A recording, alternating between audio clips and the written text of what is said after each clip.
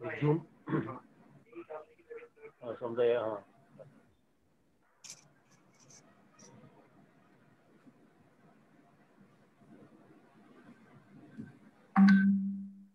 इथंच थांबतो म्हणजे आपण रितेशजी माझा आवाज येतोय का? हो येतोय सर. आमच्याकडे इथे फार क्रॉनिक रितेश प्रॉब्लेम ओके येतो या भागामध्ये. सर चालू होतंय सर. ठीक आहे ओके हा ठीक आहे. हा झालंय सुरू.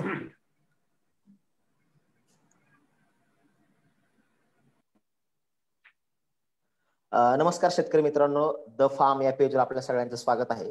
एक 2 मिनिटं आपलं ऑडियन्स येईपर्यंत आपण थोडं वाट पाहूयात.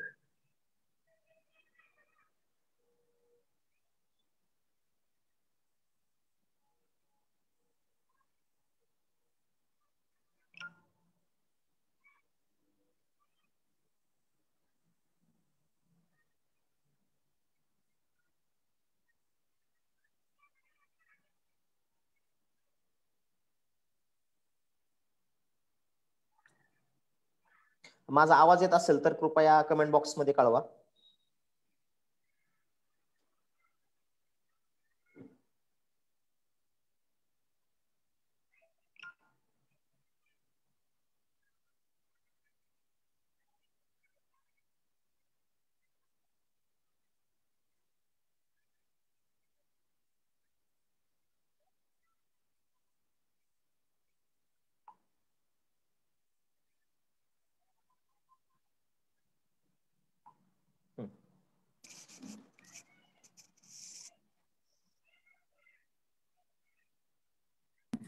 रितेश करू शकतो सुरू.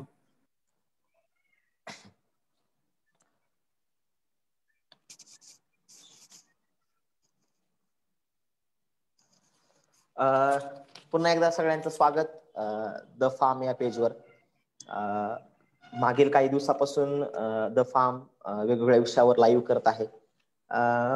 शेतकरी विधेयकानंतर खूप मोठं कन्फ्युजन किंवा संभ्रम शेतकऱ्यांच्या मनात निर्माण झालाय की नक्की काय होणार आहे.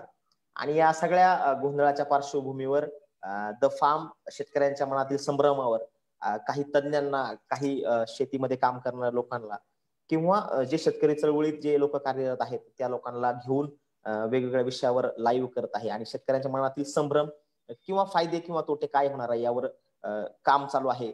स्वतः आम्ही अभ्यास करतोय आणि शेतकऱ्यांनाही आमच्या माध्यमातून विविध माहिती पोहोचवण्याचं कामही तेवढ्याच जोमाने चालू आहे.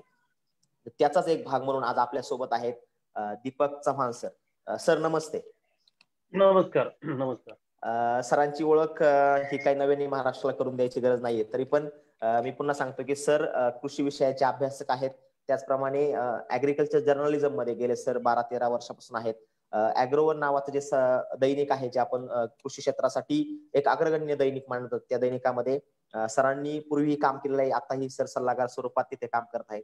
महाराष्ट्रातील वेगवेगळ्या फार्मर प्रोड्युसर कंपन्या असतील, वेगवेगळे शेतीमधले काही नवीन प्रयोग जे लोक करतात, ते प्रयोग इंडियन ऍग्रिकल्चर प्रोफेशनल नावाच्या चॅनलच्या माध्यमातून, ग्रुपच्या माध्यमातून सर सगळ्यांपुढे आणत आहेत. आणि त्याचप्रमाणे सामान्य लोकांचे प्रश्न किंवा सामान्य माणसाच्या भूमिका, सामान्य माझ्यासारख्या तरुण शेतकऱ्यांच्या भूमिका मांडण्याचा कायम सरांचा प्रयत्न राहिलेला आहे. आणि त्याच निमित्ताने आजचा मुळातला विषय जो आहे की शेतीचं खासगीकरण होणार का नाही होणार, हे सगळ्यात मोठं प्रश्न सगळ्या शेतकऱ्यांपुढे आणि सगळ्या राजकीय विश्लेषकांपुढे, कृषी विश्लेषकांपुढे पडलेला आहे.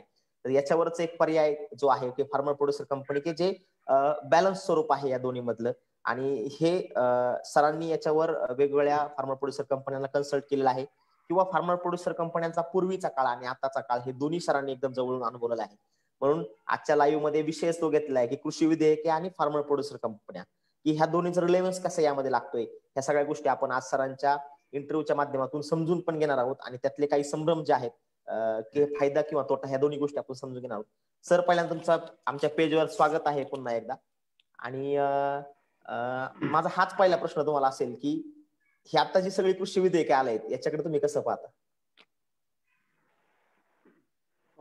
सर्वप्रथम द फार्म आणि या फेसबुक लाईव्ह साठी आलेले सर्व शेतकरी मित्रांना माझा नमस्कार.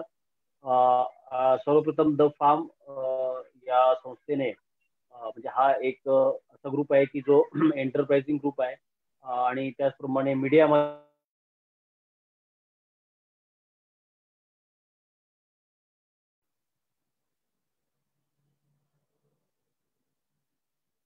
की आपण या विधेयकांकडे कसं पाहतो. तर मी खास करून म्हणजे मागच्या 20 वर्षामध्ये टप्प्याटप्प्याने ऍग्रिकल्चर जर्नलिझम असेल किंवा शेतीचा एक अभ्यासक म्हणून असेल, आपण जेव्हा ही सगळी प्रक्रिया एक लांबवरनं बघतो तेव्हा आपल्याला काय दिसतंय की सर्वसाधारणपणे आपला देश, आपल्या देशाची एक ओव्हरऑल इकॉनॉमी काय आहे आणि त्याच्यामध्ये आपण सर्वसामान्यपणे बोलतो की त्याच्यातला शेतीचा वाटा किती आहे. आणि या गोष्टी आपल्याला सगळ्या प्लॅटफॉर्मवरनं ऐकायला मिळतात की आता समजा आपली इकॉनॉमी $2.8 ट्रिलियन ची भारताची इकॉनॉमी आहे आणि त्याच्यात जवळपास 15 ते 16 किंवा 16 ते 18% असा आपला शेतीचा वाटा व्हेरी कमी अधिक होत राहतो. तर मग शेतीची जीडीपी किती आहे, तर साधारणपणे तुम्ही $350 ते $400 बिलियन, म्हणजे एक गमतीचा भाग म्हणून सांगतो, आपण ज्या प्लॅटफॉर्मवर लाईव्ह करतोय त्या फेसबुकचं $600 बिलियन पेक्षा जास्त मार्केट कॅपिटलायझेशन आहे फेसबुक.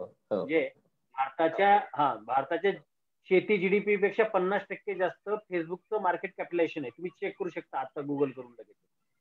मुद्दा असा आहे की आपण नेमके कुठं आहोत. बरोबर. आपण जेव्हा आपल्याला स्वतःचं स्थान कळतं की आपण एक्झॅक्ट कुठं आहोत, त्यावेळेला ही जाणीव पण होणं फार गरजेचं आहे. म्हणजे हे रेफरन्स का सांगायला लागतात आपल्याला, म्हणजे मी तुम्हाला सांगतो की ऍपल कंपनीने नुकतंच $1 ट्रिलियन ची मार्केट साईज त्यांनी पार केली. म्हणजे आता एक ऍपल कंपनी, आणि मी म्हणतो त्यातलं म्हणजे काही 7-8 देश जर सोडले पहिले, तर तो 8वा-9वा नंबर आता ऍपलचा येईल त्या म्हणजे सर्वाधिक जे काही जगाची इकॉनॉमी आहे in terms of $1 trillion size, अशा जर विचार करायला गेलं तर सार्क देशांच्या भारत वगळला तर सगळ्या सार्क देशांपेक्षा ऍपल जास्त मोठा आहे. हे रेफरन्स मी आपण यासाठी सांगतोय की आपलं डेमोग्राफिक जो डिव्हिडंड ज्याला म्हणतो आपली लोकसंख्या, आणि आपली लोकसंख्या उत्पादक किती आहे, म्हणजे आपला डेमोग्राफिक डिव्हिडंड म्हणतो आपण त्याला. भारताला असं म्हटलं जायचं की भारतामध्ये सगळी यंग जनरेशन आहे आणि largely it comes from agrarian sector. आणि आज पण पाहिलं तुम्ही तर भारताच्या जीडीपी मध्ये अगदी क्लिअर कट आकडा जर सांगायचा असला तर 58% लाईव्हलीहूड हे शेतीवर अवलंबून असल्याचं लेटेस्ट जे नंबर्स आहेत वाणिज्य मंत्रालयाचं एक ब्रँड इंडिया इक्विटी फाउंडेशन नावाचं अतिशय याबाबतीत रिसर्च करणारी एक गव्हर्नमेंट, त्यांचा डेटा आता माझा मुद्दा असा आहे, तर माझा मुद्दा असा आहे की जेव्हा आपण याच्यात एक अतिशय महत्वाची नोंद घेण्याची गरज आहे की भारताची सुद्धा जी काही $3 ट्रिलियन इकॉनॉमी आहे त्याच्यातले जर 10% लोक सोडले तर उरलेले जे शेतीवर अवलंबून असणारे 70 जे काही आपण म्हणतोय की 70-75 कोटी जे लोक आहेत, तर त्यांचं पर कॅपिटा इन्कम किती आहे. मग म्हणजे जेव्हा आपण मोजायला जातो तर मग आपण आपलं जे भारताचं ऍव्हरेज पर कॅपिटा इन्कम आहे त्याच्यामध्ये श्रीलंका आपल्या पुढे आहे. आता जर आपण नीट गुगल जर केलं तर श्रीलंका आपल्या जवळपास किंवा थोडंफार पुढे. पण जेव्हा आपण सेवा म्हणजे मॅन्युफॅक्चरिंग आणि सर्व्हिसेस इंडस्ट्री जर मायनस करतो आणि उरलेल्या शेतीवाल्यांचं जर आपण पर कॅपिटा आपण जर जीडीपी पाहिला तर आपण सब साहारण किंवा म्हणजे अतिशय गरीब लॅटिन अमेरिकन देश असतील किंवा सार्क कंट्रीज, म्हणजे आपण इतके मागे तुम्हाला दिसू तर आपला कुठं पत्ताच लागत नाहीये. म्हणजे आज ऍग्रिकल्चर सेक्टरची $30 बिलियन एक्सपोर्ट आहे, फक्त $30 बिलियन. आणि भारतातल्या सगळ्या आयटी कंपन्यांचा एक्सपोर्ट $40 बिलियन पेक्षा जास्त आहे. म्हणजे पॉइंट असा आहे याच्यामध्ये की आपण एक्झॅक्ट आहोत कुठे, आपण करतोय काय नेमकं, हे मला वाटतं समजून घेण्याची गरज आहे सर्वप्रथम.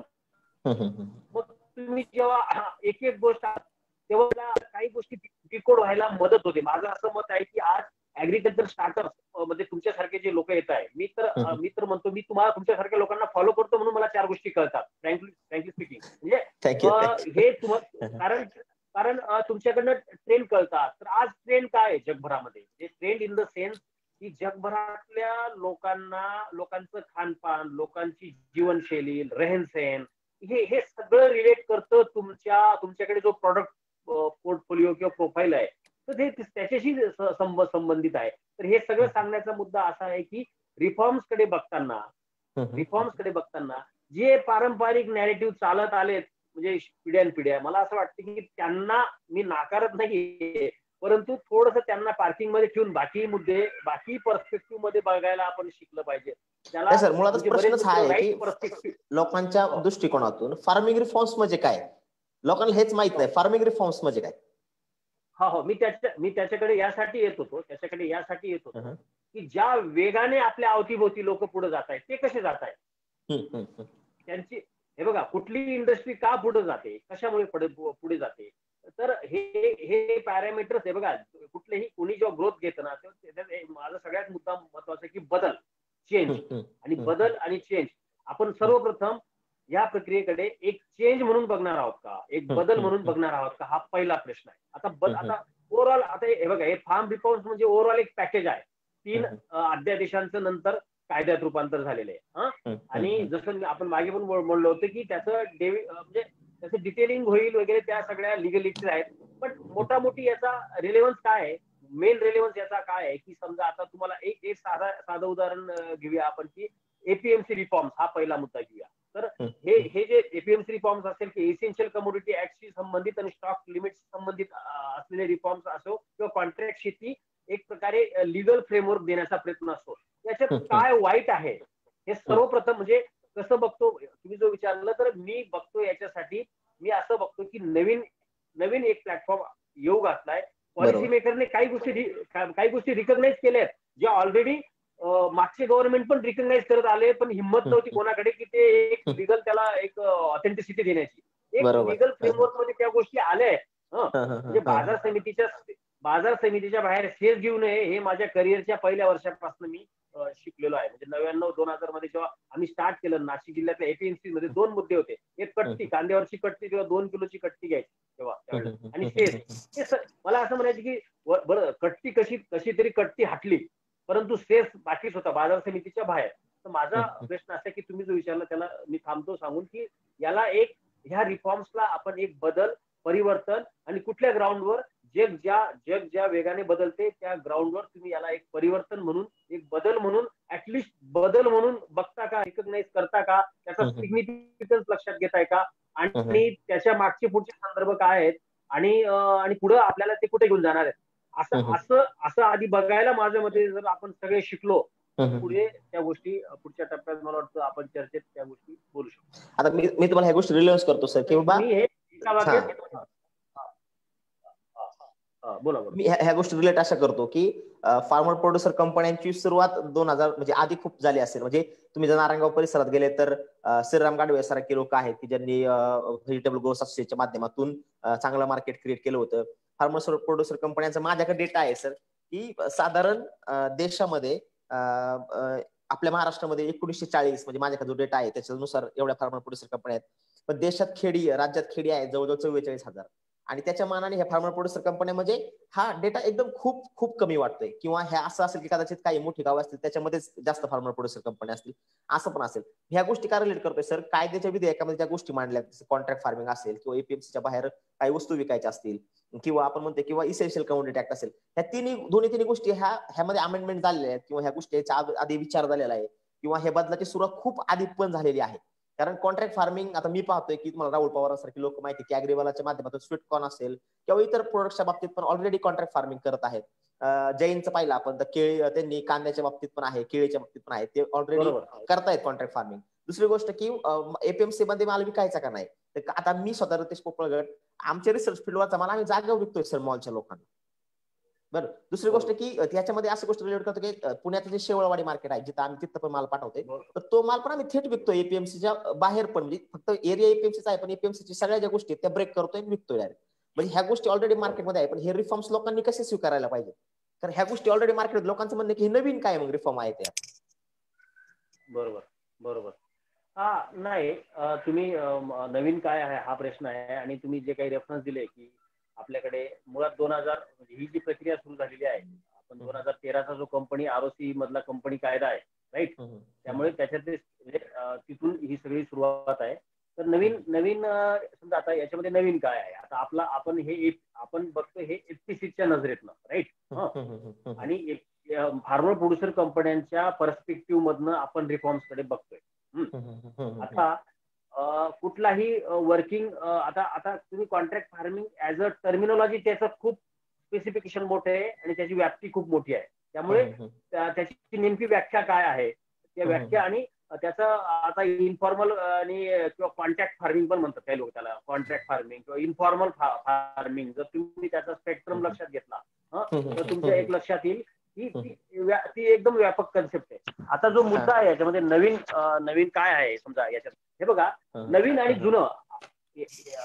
आणि जुनं असं बघायला गेलो तर मॉडेल ऍक्टची चर्चा 2003 पासून आपल्याकडे टप्प्याटप्प्याने इव्हॉल्व्ह होते. म्हणजे हा जो आपल्याकडे मॉडेल ऍक्ट जो आहे, तर मॉडेल आपल्याकडे म्हणजे महाराष्ट्रामध्ये या रिफॉर्म्स 17-18 वर्षापासून टप्प्याटप्प्याने सुरू आहेत. पण त्यातले काही निर्णय होत नव्हते. म्हणजे जसं आता मागच्या गव्हर्नमेंटने आडत ही कमी केली, आडत, राईट. आणि जगभरामध्ये आडत कुठंच नाहीये. जगभरामध्ये कुठेही जा तुम्ही, आडतीची प्रॅक्टिस, इव्हन भारतात सुद्धा आडतीची प्रॅक्टिस ही जवळपास संपुष्टात कमी होत आलेली होती. आणि मार्केट रिफॉर्मच्या दृष्टीने म्हणजे खूप मोठं त्यावेळेला सिग्निफिकंट होतं. मग आता नवीन म्हणजे आता समजा सेसचा मुद्दा आहे, बाजार समितीच्या आवाराबाहेर सेस. आपण बोलतोय अनेक वर्ष सेस जायला पाहिजे बाजार समितीच्या आवाराबाहेर, परंतु त्याच्यावर ऍक्शन होतच नव्हती. आणि आता सुद्धा स्टेट गव्हर्नमेंटचे मागे पुढे निर्णय होतात. आता मी तुम्हाला याचा रेफरन्स सांगतो. काय होते माहिती का, एक आपण अडून बसलोय त्या पॉइंटला. म्हणजे वर्ल्ड इकॉनॉमिक फोरम मध्ये जेव्हा देवेंद्र फडणवीस मुख्यमंत्री होते त्यावेळेला सगळ्या कॉर्पोरेट जेव्हा जमल्यात तेव्हा महाराष्ट्रात जर इन्व्हेस्टमेंट वाढायचं असेल तर काय करायला पाहिजे, तर सगळ्या कॉर्पोरेट्सनी काय सांगितलं की सेस काढा आधी. सेस आम्हाला नाही परवडू शकत सेस भरणं, आणि आम्हाला सेस नको आहे. तर म्हणजे हा मुद्दा असा आहे की कुठल्याही मोठ्या कॉर्पोरेटला किंवा छोट्या कंपनीला जर एक इन्व्हेस्टमेंट करायची, फॅसिलिटी उभी करायची असेल, ड्रायव्हिंग करायचं असेल, स्वतःच्या खिशातनं पैसे देऊन तुम्ही इन्फ्रास्ट्रक्चर उभं करणार आणि सेस बाजार समितीला देणार, कोण कशाला गुंतवणूक करायला येणार आहे. म्हणजे हे साधे पॉइंट आहेत की आता प्रोसेसरला यांनी सेस मधनं मुक्त केलं होतं, पण त्याच्यासाठी कंप्लायन्स दिलेला आहे परत प्रोसेसरला सुद्धा. आणि तुम्हाला सांगतो, सेस देत नाही म्हणून अनेक प्रोसेसरच्या गेटवर जाऊन टाळं सुद्धा बाजार समित्यांनी लावले. इव्हन त्यांच्या कर्मचाऱ्यांना पण कोंडले बाजार समित्यांनी. म्हणजे सेस देत नाही म्हणून बाजार समित्यांनी त्यांच्या आवाराबाहेर सेस देत नाही म्हणून वेगवेगळ्या प्रकारे त्यांना नोटिसा पाठवणं, अनेक याच्यात अनेक टेबलाखाली टेबलावरच्या अनेक गोष्टी आहेत त्याच्यामध्ये. तर माझा मुद्दा असा आहे, रिफॉर्म कशाला म्हणतात, एक आडसर होता हा. तो आडसर नवीन काय की तो आडसर एका झटक्यात दूर करण्याचं काम याने केलेलं आहे, या रिफॉर्मने केलेलं आहे. आणि त्याच्यामुळे थोडा एक कॉन्फिडन्स बिल्ड होतो, सेंटिमेंट बदलतं, थोडा इंडस्ट्रीचा पण कॉन्फिडन्स वाटतो. इंडस्ट्री म्हणजे केवळ कॉर्पोरेट्स नव्हे, इंडस्ट्री म्हणजे स्मॉल स्केल पासनं तर एकदम कोणी असेल ग्लोबल एखादा प्लेअर, असं मिळून ती एक व्याख्या आहे.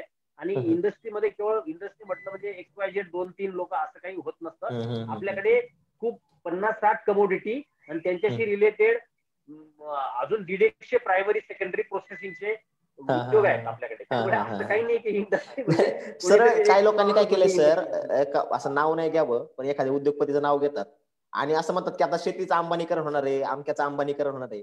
हे नक्की काय आहे अंबानीकरण, काय प्रकार आहे? नाही, मी तुम्हाला मी सुरुवात यासाठी आधी केली आपण की आपण काही हायपोथेटिकल जे काही नॅरेटिव्ह आहेत ना, ते थोडस त्याच्यातला सबस्टन्स पाहिला पाहिजे. Substance, right. म्हणजे त्याच्यात किती सिग्निफिकन्स आहे, किती व्हॅल्यू आहे एखाद्या गोष्टीमध्ये. समजा आता अडाणी अंबानी यांचा ताबा येणार असं जेव्हा म्हटलं जातं, मला असं वाटतं की त्याचं स्पेसिफिकेशन त्यांनी जर आपण बघायला गेलो लोकपालामध्ये सगळ्या गोष्टी, मला हे मान्य आहे की कॉर्पोरेट्स लॉबिंग करून त्यांना पूरक असे निर्णय राबवत असतात, घेत असतात. आणि तुम्ही कुठल्याही कमोडिटीमध्ये घ्या, असं काही हे म्हणत नाही. परंतु मला असं म्हणायचं आहे की आपण एक नॅरेटिव्ह पुढे करून दुसरी आपली जबाबदारी का झटकतोय. म्हणजे आपली जबाबदारी काय आहे की आपण कधी उद्योगधंदे करणार, आपण एकत्र कधी येणार. म्हणजे आता बघा, मी आता एक पॉप्युलर उदाहरण देतो. समजा सह्याद्री फार्मा प्रोड्युसर कंपनी आहे. सह्याद्री फार्मा प्रोड्युसर कंपनी हा शेतकऱ्यांचा एंटरप्राइज आहे समजा, राईट. आणि आता हा जेव्हा नेसले, हे बघा, आपण शेतकऱ्यांची कंपनी जेव्हा आता अनेक छोट्या मोठ्या शेतकरी कंपन्या डील करतायत, शेतकऱ्यांची कंपनी जेव्हा नेस्लेशी, HULशी, टाटा केमिकल कोणी असो त्यांच्याशी डील करते, तेव्हा तुमचं फिलिंग काय असतं? आपण पण एक कॉर्पोरेट असतो ना शेतकऱ्यांचा, राईट? आपल्याकडे पण निगोशिएटच्या पॉवर्स आपल्याकडे पण आहेत. असं काही नाहीये की कोणीतरी येऊन आपल्याला हे मुळात ऍग्रिकल्चर इतकी स्कॅटर्ड ऍक्टिव्हिटी आहे आणि कुणीतरी येऊन आणि ते लगेच ताब्यात घेणार. ही जी पॉप्युलर मांडणी केली जाते ऍग्रिकल्चरच्या बाबतीत, मला असं वाटतं की तिचं मेरिट, तिचा सबस्टन्स, सिग्निफिकन्स सगळा तपासला पाहिजे. खरोखर त्याच्यात जर तथ्य असेल खरोखर, तर 100% त्याला विरोध झाला पाहिजे. असं नाही की त्याला विरोध झाला पाहिजे, परंतु ती मांडणी करून मग आपण काय काम करतोय, म्हणजे ह्या रिफॉर्म्सचा जर आपल्याला ऍज अ फार्मर, शेतकरी समुदाय म्हणून आपण येणार आहोत का, हा माझा पहिला प्रश्न आहे. आणि दुसरीकडे बोट दाखवण्यापेक्षा आपण एक्झॅक्ट काय करतोय, मला असं वाटतं की ते सुद्धा महत्वाचं आहे.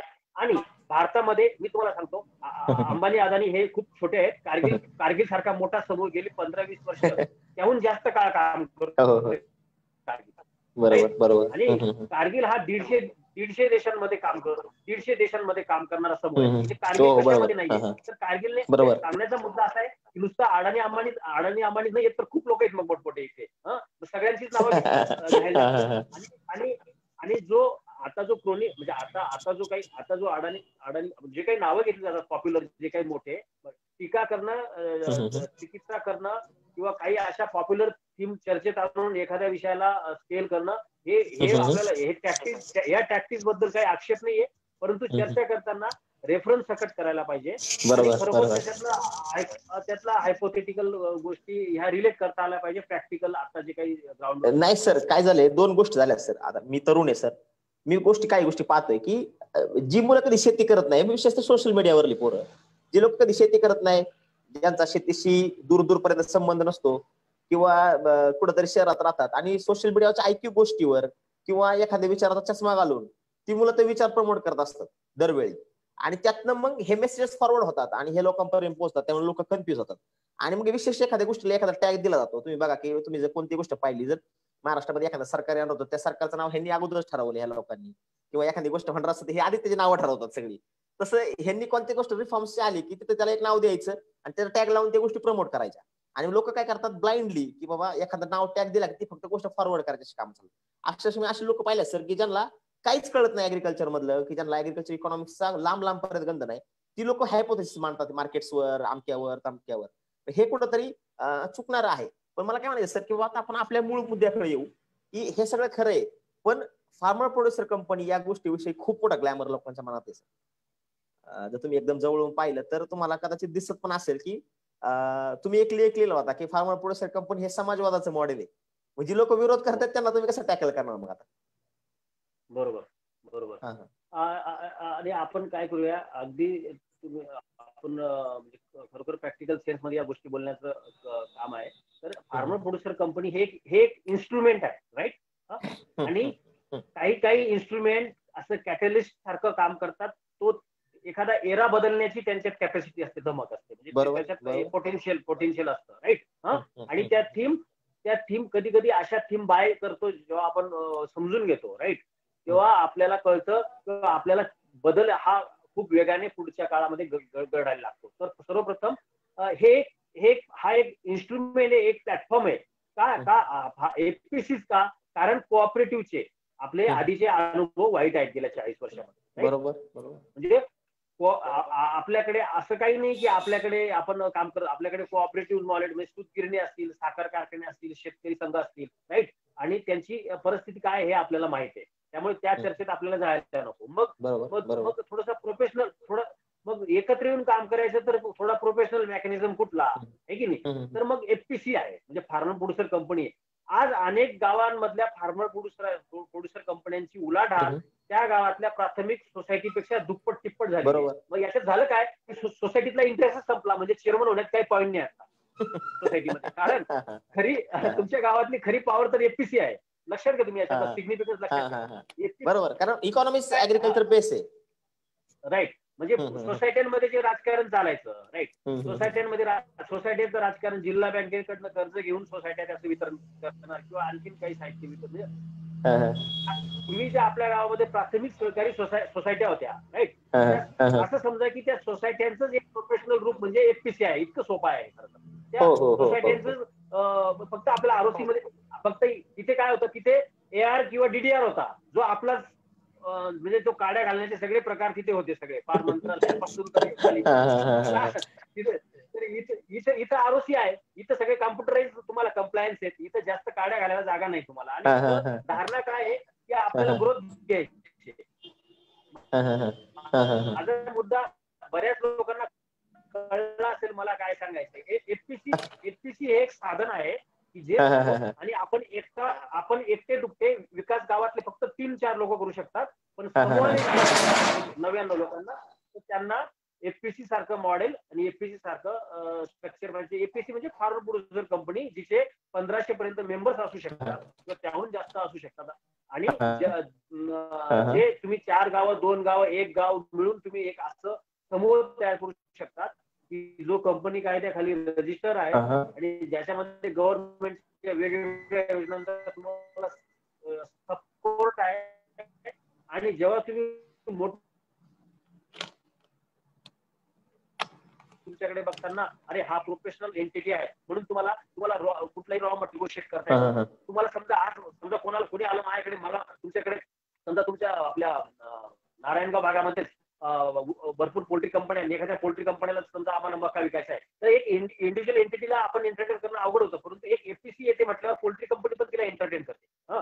तिथे सगळं म्हणजे सांगण्याचा मुद्दा असा की कुठल्याही कॉर्पोरेटला फार्मर प्रोड्युसर कंपनीशी जोडून घ्यायला आवडतं. थोडक्यात काय, काम करण्यासाठी अतिशय सुटेबल चांगला प्लॅटफॉर्म आहे. तुम्हाला वेगवेगळे बँकर्स जोडून घेता येतात. म्हणजे आता कंपनी कायद्यामध्ये तुम्ही जशी घटना आली तशा प्रकारचे तुम्हाला काय इज द लिमिट आहे काम करायला. म्हणजे गावातले जे उद्यमशील मुलं आहेत, राईट, आणि ज्यांना स्वतःच्या प्रगतीबरोबर समूहाच्या प्रगतीचा ध्यास आहे, त्यांच्यासाठी अतिशय चांगला प्लॅटफॉर्म म्हणजे फार्मर प्रोड्युसर कंपनी आहे. मग तुम्ही म्हणाल आता ही कंपनी स्थापन करून काय करायचं आहे, तर तुम्हाला आज कमीत कमी 25 मॉडेल आहेत महाराष्ट्रामध्ये. फक्त तुम्हाला एकच काम करायचंय, त्या 25 मधल्या 10-12 ठिकाणी व्हिजिट करायची. मी सह्याद्री फार्मला वगळून सांगतोय, सह्याद्री फार्मला सांगतोय. तुम्ही अगदी जर समजा तुम्ही पंढरपूरला आपलं भोसे फार्मर प्रोड्युसर कंपनीचं जर काम बघितलं, तर ती कंपनी डीमार्टला आटा विकते का, जर अनवर शेख साहेब म्हणून तिथं आहे, चांगलं काम करतात. मुद्दा असा आहे की आपल्यासारखीच माणसं जे काम करू शकतात ते आपणही करू शकतो. म्हणजे फार्मर प्रोड्युसर कंपन्यांचं बिझनेस मॉडेल हे रेप्लिकेबल आहे, बरोबर होऊ शकतो. आणि त्यासाठी आपण अभ्यास करायचा, व्हिजिट जेव्हा आपण बघतो तेव्हाच आपण आपला खरा विकास होतो. आपण जाऊन भेटायचं, आपण आरओसीसी कंप्लायन्स म्हणजे काय की एखादा सीएस ला भेटायचं, त्याच्याकडनं समजून घ्यायचं सगळ्या गोष्टी, किती वर्षाला खर्च येणार आहे, बिझनेस मॉडेल कोणते करू शकतो, नेटवर्किंग वाढवलं पाहिजे, तुमच्यासारख्या स्टार्टअप्सला भेटलं पाहिजे. माझा पॉईंट हाच आहे की एफपीसीला आपण एफपीसीवर प्रेम काय आहे, कारण एफपीसीचा पैसा आणि एफपीसीची साधन संपत्ती ही समाजाची आहे. XYZ एखादं स्टार्टअप किती ग्रो झालं तर त्याचं आमच्यासारख्याला तेवढ्या पुरतं महत्व आहे, पण एफपीसी जेव्हा ग्रो होते तेव्हा आपला ऊर अभिमानाने भरून येतो. त्याचं कारण असं असतं की ही सामूहिक प्रगती असते, आता त्याला रेलेव्हन्स आहे. एवढंच मला आता बऱ्याच वेळा की ह्या मॉडेल्सवर सह्याद्री फार्मचं, विलास शिंदेचं सगळीकडे दिसतं सर काम, किंवा त्यांच्याकडे तेवढा स्ट्रॉंग होल्ड असेल किंवा त्यांचं पूर्वीपासून काम असेल किंवा सह्याद्री फार्म्सला त्यांना व्यवस्थित रिप्रेझेंट करता येतं सर. पण लोक जी नवीन येणारी आहेत फार्मर प्रोड्युसर कंपन्या, ज्यांची इच्छुक आहेत फार्मर प्रोड्युसर कंपन्या करायची, की बऱ्याचदा म्हणजे मी त्यांना प्रेफर करतो की तुम्ही एक शेतकरी गट करा, तुमच्यातलं कोऑर्डिनेशन बघा किती लेवलला जाते, आणि मग तुम्ही फार्मर प्रोड्युसर कंपनी करा, असं मी त्यांना सजेस्ट करतो. मला काय म्हणायचं की ह्या कसं जायला पाहिजे ऍक्च्युअली, जे माझ्यासारखे तरुण आहेत किंवा जे नवीन पोरं आहेत की जी ज्यांना वाटते की आता आपण आपली फार्मर प्रोड्युसर कंपनी करायची, किंवा जी लोक ह्या सगळ्या गोष्टीला नवीन, ऍक्च्युअली शेतकरी गट पण बऱ्याच लोकांना सर माहित नाही, तर ह्या सगळ्या लोकांनी ऍक्च्युअल फार्मर प्रोड्युसर कंपनीसाठी सुरुवात कशी करावी असं मला वाटतं, कारण महाराष्ट्रातले बरेच मॉडेल्स तुम्ही जवळून पाहिलेले आहेत. नेमका माझ्या मते एकदम नेमका आणि माझा आवडता प्रश्न विचारला. सुरुवात कशी करायची. तुम्ही ज्यांचा उल्लेख केला सह्याद्री फार्मचा आज जे रूप दिसतंय त्याची कहाणी 1995 पासून सुरू होते, आणि मला त्या स्टोरीत जायचं नाही, परंतु सह्याद्री फार्म्स किंवा विलास शिंदे साहेबांसारखे एंटरप्रिनर घडायला 15 वर्षांचा कालावधी गेला. त्यात अनेक प्रत्येक अनुभव त्यांनी पे करून शिकलेत ते, म्हणजे प्रत्येक पडत चढत शिकत गेले आणि त्यांच्यासारखा एंटरप्रिनर जेव्हा तयार होतो, राईट. तर माझा मुद्दा असा आहे की आपण थोडस जेव्हा एखादी मोठी एपीसी होते त्याच्या मागचे त्यांचे सफरिंग काय आहेत, राईट, आणि त्यांनी काय काय प्रयत्न केले, कोणत्या कोणत्या फॉर्मॅट्स मध्ये काय प्रसंगांना, आणि त्यांनी काय धाडस केलेलं आहे, त्यांनी काय काय एक्सरसाइज केलेले आहेत, हे जेव्हा आपण बघतो तेव्हा आपल्याला आकलन व्हायला मदत होते की हे इतके मोठे काय आहेत, कारण यांना परिस्थितीने शिकवलेलं आहे. आता तुमचा जो प्रश्न आहे, मला असं म्हणायचं की थोडस आपण आपल्या लोकांना रीड करायला शिकलं पाहिजे. महाराष्ट्रात आता जो प्रॉब्लेम आहे, आपण काय करतोय की आपल्या शेतकरी सोसायटी जी आहे त्यातल्या जे लोक चांगलं काम करतायत सोशल एंटरप्राइजचं, त्या लोकांना नीट रीड करतात. घडली, वाढली आणि मोठी झाली. आणि आज सिंपल थॉट प्रोसेस आहे, जो तुम्ही सुरुवात कशी करावी, सुरुवात का करावी, हा माझा मुद्दा आहे. सुरुवात का करावी, ज्याला आपला स्वतःच व्यक्तिगत आणि आपण ज्या समाजात राहतो त्याचं क्रिएशन व्हावं. आणि wealth creation not only in terms of monetary, overall आपली जीवनशैली सुधारावी. आपण ज्या टप्प्यात आहोत आता, म्हणजे 80 आणि 70च्या दशकापेक्षा मला खूप गावांमध्ये काही वेगळी कंडिशन नाही अजून, असं माझं मत आहे. तर सुरुवात कशी करणार आणि का करावी त्याचं कारण सांगितलं, आणि कशी करणार. शेतकरी गट तुम्ही म्हणाले, शेतकरी गट एकदम सुंदर मॉडेल आहे. शेतकरी गटामध्ये आपल्याला कळतं की कोण टिकणार आहे आणि नेमकं काय करायचं, आणि याच्यामध्ये कोणाचं किती कन्व्हिक्शन आहे, कोण किती पॅशनेट आहे. माझ्या मते 4-5 लोक पुरेसे असतात, इव्हन 2-3 लोक पुरेसे असतात फक्त, ज्यांचं चांगलं कन्व्हिक्शन आहे. आणि आवाज म्यूट झालाय सर. तुम्ही जे म्हणालात की सुरुवात कशी करणार, तर कुठल्याही मोठ्या उद्योगाची सुरुवात आपल्या बांधापासूनच होत असते, असं जे म्हणतात ते अगदी खरं आहे. त्यामुळे फक्त आपले डोळे, कान, नाक, डोळे उघडे पाहिजेत. म्हणजे अगदी तुम्हाला सांगतो, साधी गोष्ट आहे रितेशजी, की आपण पेस्टिसाइड घ्यायला, आपल्या गावातले बियाणे घ्यायला 15 लोक जातात. का 15 लोकांनी जायची गरज आहे, एक माणूस जाऊ शकतो की इथून सुरुवात आहे. आणि तुम्हाला सांगतो की 15 लोकांचे अर्धा दिवस मनुष्यबळ तास वाया गेले, राईट. परत ते तिथे गेल्यावर त्यांना त्यांचे मित्र भेटले आणि तिथे त्यांच्या वेगळ्याच गप्पा झाल्या काम सोडून. हा आणखी वेगळा मुद्दा आहे. तो गावातलं तुम्ही बघा, तालुक्याच्या गावी निघताना त्याला गावातलं खूप घाई असते, राईट. म्हणजे तो कोणाला, म्हणजे इतकी घाई दाखवतो तो, पण तालुक्याला जाऊन 4 तास निवांत असतो. म्हणजे हा जो काही प्रकार आहे आपल्याकडे. मला असं म्हणायचंय की सुरुवात कुठून, साधी गोष्ट आहे. आपण एकच एक्सरसाइज सगळे करतोय. पेस्टिसाइड घ्यायला जायला आपण सगळे लोक जातोय, काय गरज आहे जायची सगळ्या लोकांनी. मग आपण पहिलं इनपुट्स आणि फर्टिलायझर, म्हणजे सगळे इनपुट्स आपण एकत्रित, ऍटलिस्ट एक माणूस आपल्याला एवढं जरी शांतपण झालं, बाबा रितेश तू जातोय गावाकडे, तुझ्याकडे आता मोठं 4-चाकी वाहन आहे, तर माझेही डबके घेऊन ये 4. जेव्हा तुम्ही लोकांना सांगतात ना, तेव्हा ती पहिली सुरुवात असते. त्यामुळे याच्यात काही फार भव्य दिव्य तसं काही नाहीये. नाही, दोन गोष्टी झाल्या सर. म्हणजे मी तुम्हाला एक उदाहरण रिलेट करतो. मी प्रत्येक इंटरव्ह्यू मध्ये हे गोष्टी सांगितल्या की असं लोकांना बसावलं जातं की प्रायव्हेट प्लेयर्स कुठे आहेत. अहो ऍक्च्युअली जिथं शोषण होते ना शेतकरी, तिथं प्रायव्हेट प्लेयर्स सगळ्यात जास्त. इनपुटच्या सगळ्या कंपन्या प्रायव्हेट आहे, लॉजिस्टिक मध्ये प्रायव्हेट सेक्टर आहे, बरोबर. म्हणजे हा जिथं, म्हणजे शेतकऱ्याचा खर्च जिथं होतोय तिथं प्रायव्हेट प्लेयर्स आहे. आणि ज्यावेळेस शेतकऱ्याला 10-5 रुपये मिळणार त्यावेळेस कुठेतरी बोगस व्यवस्था आहे, बरोबर. आणि मी म्हणतोय की ठीक आहे, एकपेशी तरुणांनी सुरू कराव्यात ह्या सगळ्या इनपुटच्या गोष्टी, टाइम मॅनेजमेंट किंवा तुमचं कॉपरेशन. मला एक गोष्ट कळतीये सर की रितेश पोपळगटने एकटा फार्म उभं केला असतं तर तो कुठपर्यंत गेला असता. पण त्याची टीम त्याच्या मागे आहे, कोऑर्डिनेशन, डबल गोष्टी होतात सगळ्या. इतका फायदा, इतका प्लस मध्ये ह्या सगळ्या गोष्टी राहिल्या. मी तुम्हाला एवढं सांग, मला ह्या गोष्टीवर फोकस करायचे की फॅसिलिटेशन आपण जे म्हणतो की बाबा ज्या लिंकेजेस आपल्याला जॉईन करायचे किंवा जे फॅसिलिटेशन आपण म्हणतो ते कसं सोपं होणार आहे फार्मर प्रोड्युसर कंपन्याच्या माध्यमात. की हे एक झालं बाबा, इनपुट्स खरेदी करणं हे एक झालं, पण पुढचं. नाही, बरं झालं आपण पटपट पुढचे मुद्दे घेऊयात. खरं तर फॅसिलिटेशन जर कट झालं तर मी परत जॉईन होईल, म्हणजे लगेच माझ्याकडे दुसरा बॅकअप आहे. येतोय सर आवाज, काय तुमचा व्हिडिओ बघतोय पण आवाज येतोय सर व्यवस्थित.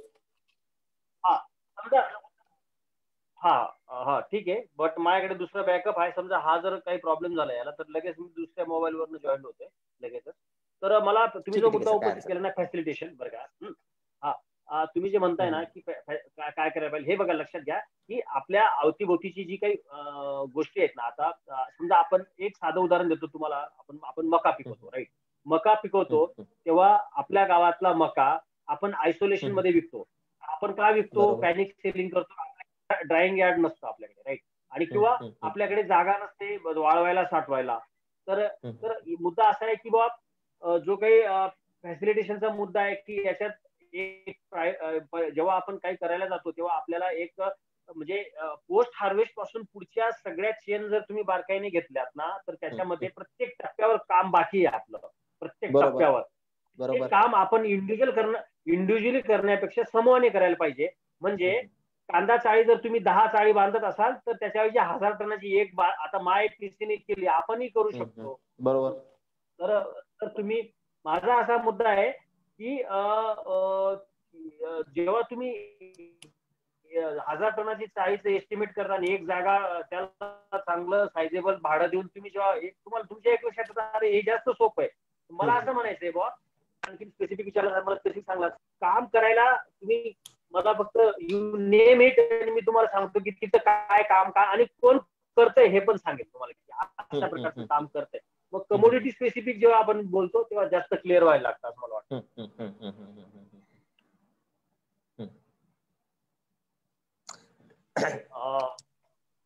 आता मला अजून एक मुद्द्याला रिलेट करायचा आहे की बऱ्याचदा एफपीसी बद्दल करायला प्रवीणला हे तू करतील ते ऍडमिट.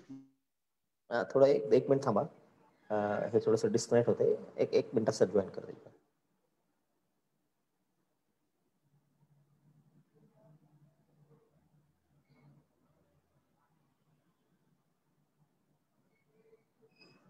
तर तोपर्यंत मी काही गोष्टी सांगतो तुम्हाला की actual small farmers agri business coordination minister of ऍग्रिकल्चरचं जे काही फार्मर्स वेलफेअर आपण जे म्हणतो त्यामध्ये फार्मर प्रोड्युसर ऑर्गनायझेशन जे आहेत, थोडासा बिग डेटा इथं रिलेट करायला मला आवडेल की भारतामध्ये साधारण 6,64,365 खेडी आहेत.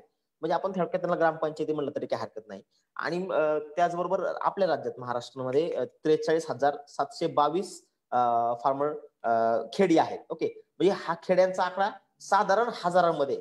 ओके, पण काय होतंय की भारतामध्ये फार्मर प्रोड्युसर कंपन्या किती आहेत तर 7,574. हा लेटेस्ट डाटा माझ्याकडचा, की खूप कमी प्रमाणात फार्मर प्रोड्युसर कंपन्या आहेत. महाराष्ट्रामध्ये पाहिलं तर 1940 आकडा म्हणजे 1940, 26% फार्मर प्रोड्युसर कंपन्या महाराष्ट्रात आहेत. पण किती नाव ऐकतो आपण, एक गोदा, साधा गोदा, सह्याद्री, असे 5-6 नावं ऐकली तर आपण ऐकत नाही. म्हणजे मी माझ्या परिसरात 5-6 फार्मर प्रोड्युसर कंपन्या, त्यांचं नावच कधी ऐकलं नाही. म्हणजे ही लिटरली खूप विचार करण्याची गोष्ट आहे. आणि 2002 मध्ये फार्मर प्रोड्युसर कंपन्या एफपीसी फॉर्मेशनचा ड्राफ्ट वायके अलग नावाच्या कमिटीने दिला होता 2002 मध्ये. आणि त्यामध्ये जुन्नर मध्ये जर तुम्ही व्हेजिटेबल ग्रोवर्स असोसिएशन नावाची फार्मर प्रोड्युसर कंपनी, श्रीराम गाडवेने खूप चांगलं मॉडेल त्यांनी मागच्या काळात उभं केलं होतं. आता किती वर्किंग होते हा विषय प्रश्न पुढचा, पण त्यांनी खूप चांगल्या प्रकारे ह्या सगळ्या गोष्टी प्रयत्न केला होता. आता ह्या सगळ्यामध्ये नाबार्डचा डेटा असं म्हणतोय की लास्ट इयर मध्ये साधारण 5,000 फार्मर प्रोड्युसर कंपन्या होत्या देशभरामध्ये, की ज्या ऍक्च्युअल वर्किंग मध्ये आहेत चांगल्या प्रकारे. अजून पण एक माझ्याकडे डेटा आहे की ज्या लिंकेजेस असतात, आपण जसं म्हणतो की होलसेल मार्केट भेटलं पाहिजे, फार्मर्सचं स्वतःचं मार्केट पाहिजे, त्याच्यानंतर त्याचा स्पेसिफिक कस्टमर पाहिजे, किंवा त्याला स्वतःचं किरकोळ मार्केट बी भेटलं पाहिजे, त्याचा मार्केटला त्याचा एक्सपोर्टचा लिंकेज पण झाला पाहिजे, इन्स्टिट्यूशनल काही फॉर्मॅट्स पण त्यामध्ये बसले पाहिजे ज्यातनं प्रोफेशनलिटी येईल, किंवा ज्या फर्टिलायझर वेगवेगळ्या कंपन्या आहेत त्यांच्याबरोबर, किंवा ज्या इनपुट्सच्या कंपन्या आहेत त्या सगळ्या कंपन्यांना आपण आपल्या बरोबर जॉईन करू शकू. ह्या सगळ्या गोष्टी इथं एकदम इझिली आपण जॉईन करू शकतो, की ज्यात फॉरवर्ड लिंकेजेस मध्ये आपण तिथं हे करणार आहे. आणि बॅकवर्ड लिंकेजेस तर आपण वेळोवेळी सांभाळत आलंय. पण जीडीपीच्या बाबतीत जर पाहिलं तर साधारण 14 ते 16% जीडीपी हा आपल्या देशाचा ऍग्रिकल्चर सेंट्रिक जीडीपी आहे. आणि जवळजवळ पाहिलं तर 55% एम्प्लॉयमेंट देशामधली शेतीवर आहे. आणि दुसरा एक डेटा असा सांगतो की एफएओचा डेटा, की भारतामधले 82% लोक ही थेट आणि डायरेक्टली इनडायरेक्टली ऍग्रिकल्चर सेक्टरवर डिपेंड आहे.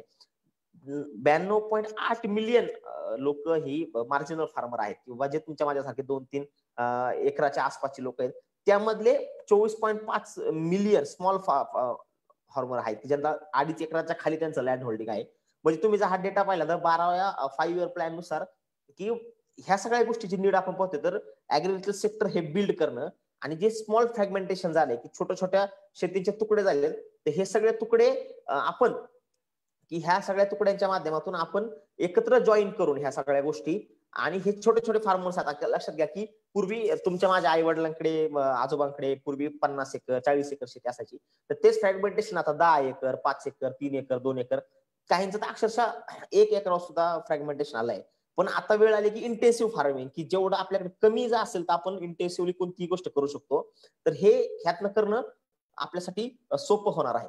आणि दुसरी गोष्ट अशी की ह्या सगळ्या गोष्टी करताना इंटेन्सिव्हली केल्यानंतर त्यातनं आउटपुट्स पण तसे चांगल्या प्रकारे येत असतात.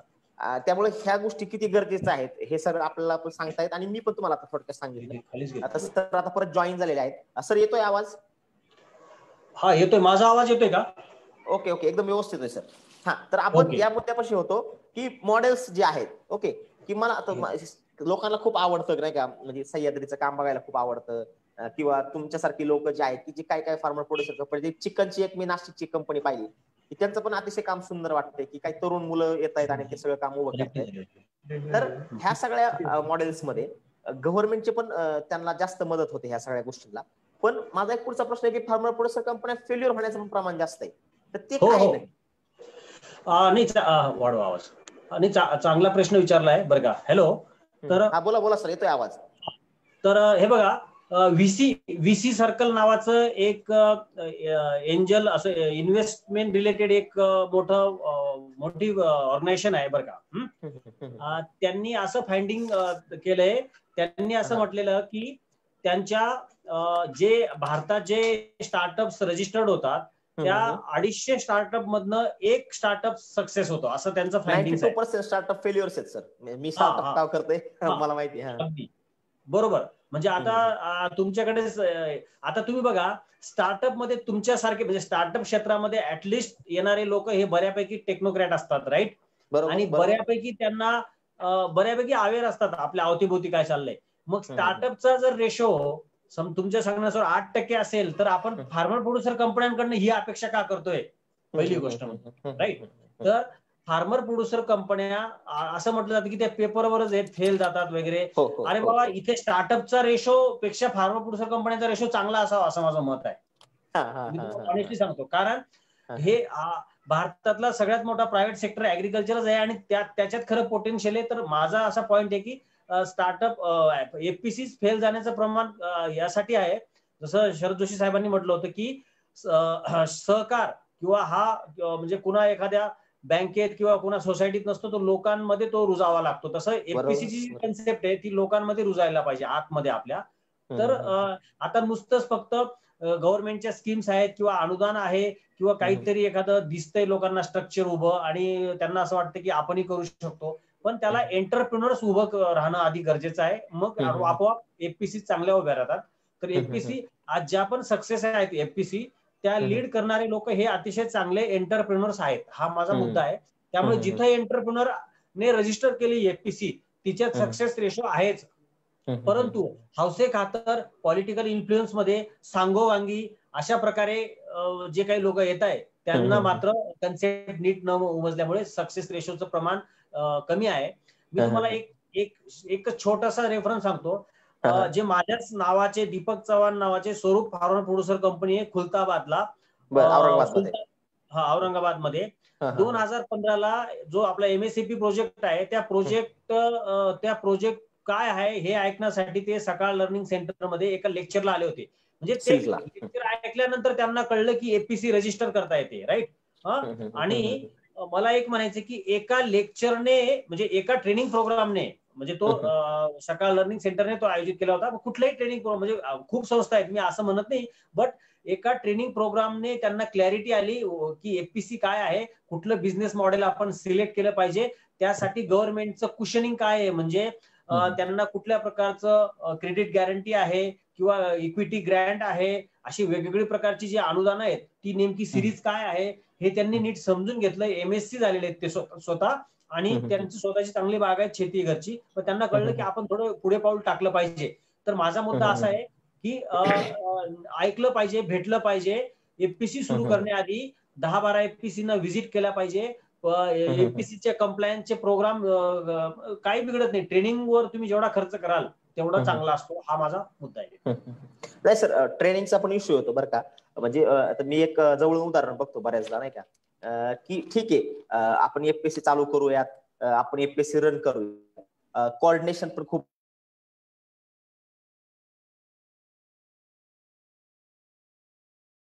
क्रिटिकल आहे या सगळ्या गोष्टी करणं किंवा हे असं. आवाज येत नाही त्यांच्याकडनं प्रॉब्लेम आपल्या साईड.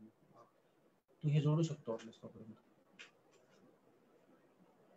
म्हणजे याला नेट जिओच आहे का? जिओचं नेट आपलं.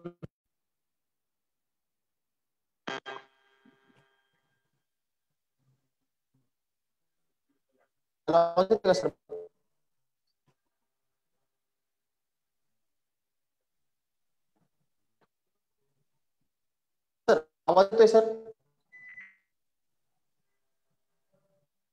आवाज येतोय का माझा सर?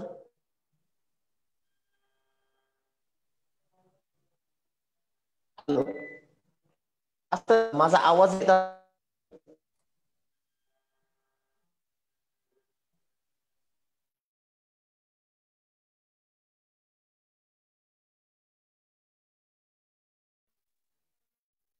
सर आवाज येतोय का सर?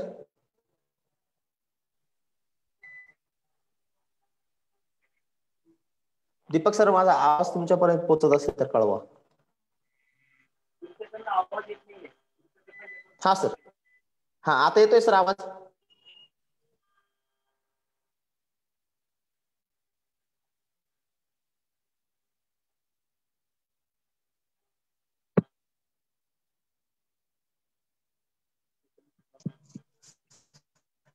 आता आवाज येतो कदाचित. हा सर, हा आता येतोय ना सर आवाज? हा हा आता येत असेल, आता येत असेल. हा सर. हॅलो, हा ठीक आहे, येतोय आवाज. हा सर, हा सर, ओके ओके, हा हा. तर आता काही आता मी प्रत्येक वेळेस ठीक आहे. आता काय होतं सर की काही एरियाज जे असतात किंवा स्पेसिफिक कमोडिटीचं क्लस्टर असतं. जर आपण नारायणगाव जर गेलो तर टोमॅटो क्लस्टर आहे, ओके. किंवा जर तुम्ही आमच्या पेठ परिसरात गेले, आमच्या आमच्या जर पेठ परिसरात तुम्ही गेले, आमच्या सर तुम्ही पुणे जिल्ह्यातल्या पेठ परिसर जो आहे, पेठ पारगाव आपण म्हणतो, जिथं पोटॅटो 26 जनरली होतात. हा प्रवीणजी थोडंसं म्यूट करा बरं. 4 रविवार गेले ना, त्यांच्या साईडने नॉईज आहे. प्रवीणजी म्यूट करा तुमच्या. हा हा सर, तर मी काय म्हणतोय की काही स्पेसिफिक क्लस्टर असतात. जसं की तुम्ही जर नाशिक बघायला गेले तर तिथं कांदा आहे, द्राक्ष आहे. तुम्ही नारायणगाव टप्प्यामध्ये आले तर तिथं तुम्हाला टोमॅटो किंवा व्हेजिटेबल्स वाले जास्त लोक दिसतील. तुम्ही जर पेठ पारगाव परिसरात आले, खेड आंबेगाव जुन्नर मध्ये, तिथून तुम्हाला पोटॅटोचं क्लस्टर दिसेल. असं स्पेसिफिक क्लस्टर आहे. तर ऊसाचे जे फार्मर आहेत त्यांचं कन्फ्युजन आहे, किंवा हे स्पेसिफिक क्लस्टरच्या लोकांसाठीच आहे फार्मर प्रोड्युसर कंपनी. ऊसावाले लोक फार्मर प्रोड्युसर कंपनी करू शकतात. कारण मी ऊस पट्ट्यातला आहे, हा पण माझा पण एक प्रश्न आहे की मी व्हेजिटेबल करत नाही पण मी ऊस करतो, तर मग मी फार्मर प्रोड्युसर कंपनी करावी. नाही, मला वाटतं ऊसवाल्यांचे साखर कारखाने ऑलरेडी आहेतच आणि त्या लिमिटेड कंपन्या आहेत, फार मोठ्या कंपन्या आहेत. त्यामुळे आता तांत्रिकदृष्ट्या साखर कारखाने ह्या लिमिटेड कंपन्या आहेत, तुम्ही जर मी पाहिलं तर. त्यामुळे त्यांनी खाली उतरण्यापेक्षा आपलं आहे तिथेच राहावं असं माझं मत आहे. याचं बघा, आपण सगळेच, मी तुम्हाला ऑनेस्टली सांगतो, ऊस आणि या प्रश्नाला म्हणजे ऊसवाले जर म्हणत असतील की आज मुळात साखर कारखानदारी हाच मोठा एक एंटरप्राइज आहे इटसेल्फ आणि ऑर्गनाइज आहे आणि खूप गव्हर्नमेंट कुशनिंग खूप आहे प्रत्येक स्टेजला.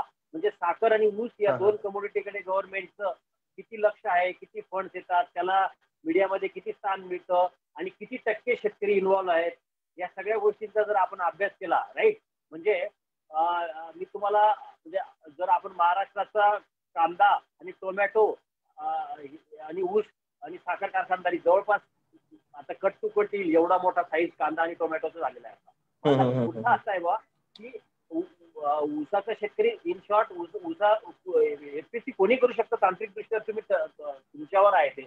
पण या सगळ्याच प्रश्नांचं मला असं वाटतं की उत्तर देण्यात मी पण तेवढा सक्षम नाहीये. बट तांत्रिकदृष्ट्या एफपीसी तुम्ही करायला तुम्हाला, कारण आज ऊस कारखानदार मुळातच आज हा इतका झगडा मोठा आहे आता हा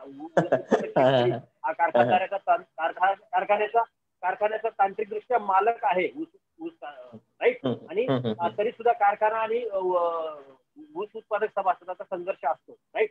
मला असं म्हणायचं की ते ऑलरेडी ऑर्गनाइज आहे. पण हे कॉपरेटिव्ह मॉडेल जाऊन जर कोणी जसे प्रायव्हेट शुगर फॅक्टरी सक्सेस झाल्या त्या पद्धतीने फार्मा प्रोड्युसर कंपन्यांनी त्या मॉडेल त्या लाईनवर जर गेल्यात काही एफपीसी राईट, तर मला असं वाटतं की त्या लाईनवर चाचपणी करू शकतात तुम्ही. आणि त्या लाईनवर म्हणजे खूप मोठं मला असं वाटतं की त्या लाईनवर, कारण खाजगी साखर कारखाने ऑपरेट करतात येत महाराष्ट्रात, तुम्हाला पण माहिती आहे राईट. आणि खाजगी साखर कारखाने हे ह्या आणि एफपीसी ड्रिव्हन कारखाने, माझ्या मते एफपीसी ड्रिव्हन कारखान्यांमध्ये अधिक चांगला, कारण त्यातलं भांडवलाचा जो ओघ आहे तर तो मगाशी मी म्हटल्याप्रमाणे तो कोणी प्रायव्हेट एंटिटी राहत नसून, आणि कॉपरेटिव्हच्या सगळ्या चुका या एफपीसी ड्रिव्हन साखर कारखानदारी ऊस शेतीमध्ये टाळता येतील. तुम्ही अगदी स्पष्टपणे तुम्हाला दिसू शकता, म्हणजे तुम्ही अगदी पाहू शकता या सगळ्या गोष्टी. नाही सर, काय होतं की मी एक शिकलोय ऍग्रिकल्चर इकॉनॉमिक्स मध्ये, ह्या गोष्टी मी शिकलोय की सहकारामध्ये 1% 1 वोट असतं, सगळ्यांना शेअर होल्ड सारखे असतात, प्रॉफिट शेअर केला जातो. ओके, अशा गोष्टी सहकारात बोलल्या जातात बरोबर. पण मी काय म्हणतो की मग सहकारात आणि फार्मर प्रोड्युसर कंपनीमध्ये आपण फरक काय करणार? फरक आहे की, फरक 100% आहे. फरक 100% आहे. फरक आहे न्यूसेन्सचा, दृष्टिकोनाचा. जेवढा न्यूसेन्स तुम्ही कोऑपरेटिव्ह मध्ये क्रिएट करू शकता तेवढा एफपीसी मध्ये नाही करू शकत. आणि एफपीसी मध्ये रिस्ट्रिक्शन आहे. डायरेक्टर बोर्ड जे आहे राईट, एक प्रकारची कॉर्पोरेट एंटिटी आहे समजा. तर मला असं वाटतं की शेअर होल्डर, आता लिमिटेड कंपन्यांमध्ये पण शेअर होल्डरला एक मर्यादा असते. समजा तुम्ही गोदरेज ॲग्रोवेटचे भागधारक, लिस्टेड कंपनी गोदरेज ॲग्रोवेटचे समजा भागधारक आहात, तर भागधारक असणं वेगळं आणि एखाद्या कोऑपरेटिव्ह साखर कारखान्यामध्ये भागधारक असणं वेगळं आहे. म्हणजे कंप्लायन्स त्या दृष्टीने म्हणतोय राईट. तर कंप्लायन्सचा फरक आहे इथं. त्यामुळे तुमच्या प्रश्न माझ्या मते, माझ्या अकलनुसार सोपं उत्तर असं की फरक फार आहे. एफपीसी मध्ये न्यूसेन्स नाही, तुम्ही अतिशय ठरू शकता वेगाने तुमचे एकत्र येऊन, आणि तुम्हाला प्रोटेक्शन आहे आरओसीच्या कायद्यांचं तुम्हाला काही निर्णय घेण्याचं. तर तसं तुम्हाला सरकाराचं मेकॅनिझमच काय, म्हणजे आज बघा आरओसी सारखी कॉम्पिटंट बॉडी एफपीसीचा गव्हर्न करते, कोऑपरेटिव्हला कोण गव्हर्न करते मला कळत नाही. डीटीआर कधी, म्हणजे कोण कधी एआर, कधी साखर संघ, कधी मंत्री, म्हणजे कोण बॉडी, कधी सीएम, कधी म्हणजे आज तुम्ही बघा कोऑपरेटिव्ह जे अर्बन सहकारी बँका आहेत, प्रत्येक बँक बुडत चालली. म्हणजे प्रत्येक बँक आज तुम्ही बघा जसं जसं सेबी किंवा आरबीआयचा कंप्लायन्स वाढत चाललाय तसं तसं अडचणी द्यायला लागलेले. याच्याचा पॉईंट लक्षात घ्या की हा एक ग्लोबल स्टँडर्ड प्रमाणे जे कॉम्पिटंट कंप्लायन्स आहे राईट, आणि जो प्रोफेशनलिझम आहे, तर आरओसी मध्ये तुम्हाला, आरओसी मध्ये एक्सक्यूज नाहीये, आरओसी मध्ये दंड आणि फार मोठं प्रावधान आहे. तिथे इंटरफेरन्स नाहीये. तिथे तुम्ही कोणा मंत्र्याला सांगू शकत नाही आमचं एवढं माफ करा, तेवढं काही नाही तिथे सगळं आहे. म्हणजे हा फरक आहे. मला असं म्हणायचं की हा कंप्लायन्सचा मूलभूत फरक आपण बघायला शिकलं पाहिजे. ओके. आता मला एक म्हणायचं सर की ह्या सगळ्या गोष्टी होत आहेत, कदाचित तुमच्या माझ्यासारखी जी लोक ऍग्रिकल्चर सेक्टरमध्ये काम करतायत त्यांना या प्रश्नांची जाणीव आहे किंवा ह्या सगळ्या गोष्टींचा आहे. पण एक विरोधकांचा एक ओरा आहे की हे चुकीचंच आहे, किंवा खूप कमी लोक आहेत की काय पुढचं सांगतोय समजून घ्यायची ज्यांची भूमिका आहे. सर ऍक्च्युअली सगळेच लोक हा विरोधाला विरोध. तर मग तुम्ही पण त्या दिवशी दिलं होतं की बाबा विचारसरणीच्या चष्म्यातून तुम्ही गोष्ट बघू नका. जे कृष्णमूर्तींनी पण असं म्हणलंय की तुम्ही काय करताय की तुमच्या विचारसरणीला तुमचा धर्म करताय. तर मी काय म्हणतो, शेतकऱ्याची भूमिका काय असली पाहिजे या सगळ्या अँगलमध्ये? कारण काय होतंय की राजकारण करणारी गावातली सर 4 डोकी आहेत, एका पक्षाचे, दुसऱ्या पक्षाचे 4 आहेत, आणि कुठंतरी एक मधल्यातले 1-2 आरटीआय वाले आहेत. असे सोडले तर गावातली 910 हजारातली 990 लोक ही शेतकरी आहेत. सर त्यांच्यासाठी काय भूमिका असली पाहिजे त्यांची या सगळ्या गोष्टी? बरोबर. नाही एकदम प्रॉपर प्रश्न आहे. आणि मला वाटतं की तुम्हाला गावातले विषय खूप बारकाईने माहित असल्यामुळे हे प्रश्न येतात. आणि त्याच्यातला पहिला जो तुमचा प्रश्न आहे की लोक म्हणतात की हे काय आहे आणि हे बोगसच आहे. मला असं म्हणायचंय ठीक आहे बोगस आहे राईट, पण हे जे बोगस हे म्हणणारे जे 10 लोक आहेत ओळीने या 10 मध्ये किती टक्के लोक ते नेमकं काय काय करतायत त्यांनी उलट स्वतःला पण विचारलं पाहिजे ना, मी काय करते समजा हा बोगस आहे पण तुम्ही काय आहेत मग. म्हणजे बोगस तुम्ही म्हणा किंवा एसपीसी असं म्हणा की काय नाही काय होत नाही तिथं नुसतं नाव आहे हवा आहे वगैरे काय होत, पण मला असं म्हणा टीका करणाऱ्या मी म्हणतो टीका ही खूप चांगलं गोष्ट असते राईट, आणि टीकेतनं जेवढा विकास होतो तेवढा स्तुतीतनं होत नाही माणसाचा पहिली गोष्ट. आणि टीका करणाऱ्यांची क्वालिटी काय आहे हे पण बघायला बरोबर हा माझा आग्रहक्रम आहे. तर टीकाकार हा अतिशय जबरदस्त भेटला पाहिजे आणि टीकाकारांमुळे आयुष्य बदलतं माणसाचं. त्यामुळे पण नॉनसेन्स टीकेला उत्तर देण्याचं काही पॉईंट नाही असं माझं म्हणणं. हा एक भाग झाला. दुसरा, आता तुम्ही म्हणताय तुम्ही जे म्हणताय की जे काही उपद्रव न्यूसेन्स आणि नॉनसेन्स असं एक कॉम्बिनेशन असतं आपल्याकडे राईट, आणि हे जे लोक आहेत आता ह्या लोकांच्या पलीकडे 90% शेतकरी समाज हा भद्र आहे, चांगला आहे, त्याला प्रोग्रेस करायची आहे. आणि जसं मी मागे पण म्हटलं होतं त्याला प्रोग्रेस करायची ती डावीकडून येऊ द्या उजवीकडून येऊ द्या नाही तर सेंट्रिस्ट लोकांकडून येऊ द्या, कोणाकडनं सगळा विषय पैशापासून थांबतो सर. हो मी तुम्हाला ऑनेस्टली सांगतो आणि मी तुम्हाला कुठल्याही जेन्युइन एंटरप्राइजला पैशाची फारशी अडचण येत नाही असं मी ऐकलेले अनेक लोकांना. म्हणजे एखादी थीम मध्ये इनबिल्ट पोटेन्शियल असतं ती वाढण्याची, फक्त तुम्ही थीम कशी आयडेंटिफाय करता नेमकं हा मुद्दा आहे त्याच्यातला बरं का. त्यामुळे मी आजपर्यंत माझं एक्सपोजर कमी आहे अत्यंत, पण त्या अत्यंत कमी एक्सपोजर मध्ये मी जे एंटरप्रिनर मोठे झालेले पाहिलेत किंवा एंटरप्राइज पाहिलेत, भले ते सोशलिस्टिक असो, प्रायव्हेट असो किंवा असे एसपीसी सारखे मॉडेल असो किंवा सामूहिक असो, समूह असो, गट रूपाने असो किंवा पार्टनरशिप मध्ये असो किंवा फॅमिली रन असो, सगळे लोक मोठे झालेले आहेत. तर त्यांनी आम्हाला पैशाची अडचण आली असं मला कोणीच म्हटलेलं नाही. आणि पैसा मिळत गेलेला आहे त्यांना. पैसा फक्त तुमच्याकडे थीम, तुम्ही एक लक्षात घ्या, तुम्ही ज्या 90 लोकांचा उल्लेख केला ना, तर हे बघा मी तुम्हाला एक उदाहरण देतो. किन्नर, आता ही जुनी गोष्ट झाली, पण महाराष्ट्रातल्या अतिशय दुष्काळी भागामध्ये पोल्ट्री सर्वप्रथम वाढला कारण तिथे अभावग्रस्तता होती राईट. बरोबर. तर तो तिथं का वाढला, कारण पाऊस पडत नाही म्हणून काहीतरी करायला पाहिजे.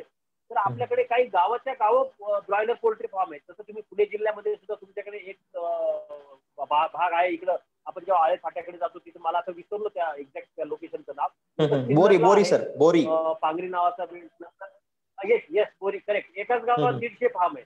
बरोबर. तर मला असं म्हणायचं रितेशजी की चांगली थीम ही नॅचरली ग्रो होते. फक्त त्याला तुमच्यासारखे टॅलेंटेड एनलायटन असे चांगले लोक मिळायला पाहिजे. लिडर्स लोक तुमच्या मागे बरोबर येतात, सांगावं लागत लोकांना. आता सर हे सगळं झालं, आता म्हणजे मी म्हणतो की विरोधकांना आपण कसं असतं की एक मराठीत म्हण आहे की निंदकाचे घर असावे शेजारी आणि हितचंदकाचे घर असावे मनात. आणि ह्या दोन गोष्टी आहेत आणि ह्या सगळ्या गोष्टी पुढे जाणं गरजेचं आहे. म्हणजे मी असं म्हणेल की तुम्ही आता 1-2-3 थोडक्यात आपण शेवट येऊ, 1-2-3 जे मॉडेल्स आहेत की बाबा कम्युनिटी स्पेसिफिक गेलं पाहिजे की तुम्ही ओव्हरऑल गेलं पाहिजे किंवा तुमचे एंगेजमेंट करण्यासाठी तुम्हाला कोण हेल्प करेल ह्या सगळ्या गोष्टीमध्ये. जसं की बाबा आता समजा दीपक तुम्ही सांगू शकता की तुम्ही जा सह्याद्री फार्म्सला भेट द्या, पण तरुण पोरांनी जाताना काय ऍटिट्यूड घेऊन गेलं पाहिजे किंवा काय तयारी करून गेलं पाहिजे किंवा एरिया स्पेसिफिक काही फार्मर, गोदा जसं विदर्भात काम करते किंवा सह्याद्री आपल्या नाशिक पट्ट्यात काम करते, तर असे 1-2-3 उदाहरणं द्या की ज्यातनं पोरांना कम्युनिटी स्पेसिफिक जाता येईल. मुलांना विशेषतः थोडासा पूर्वी अभ्यास पण झाला पाहिजे, का तिथे गेल्यानंतर काय पाहायचं किंवा काय इंटरॅक्ट करायचं हे बऱ्याच लोकांना माहित नसतं. जसं म्हणजे एक मधला काळ होता की लोक जायची हिवरे बाजारला जाऊन भेट देऊन मागे यायची, स्वप्न बघायची आता एसटी मध्ये की आता मी आदर्श गाव करेल, पण आल्यानंतर सगळं शून्य असायचं. म्हणजे ह्या गोष्टी आहेत. आणि फक्त माझ्यासारखा असा मुलगा असेल की ज्यांनी रुरल डेव्हलपमेंट डिग्री केली ते सगळं बघून, तर मग ह्या सगळ्या लोकांची पूर्वतयारी काय असली पाहिजे?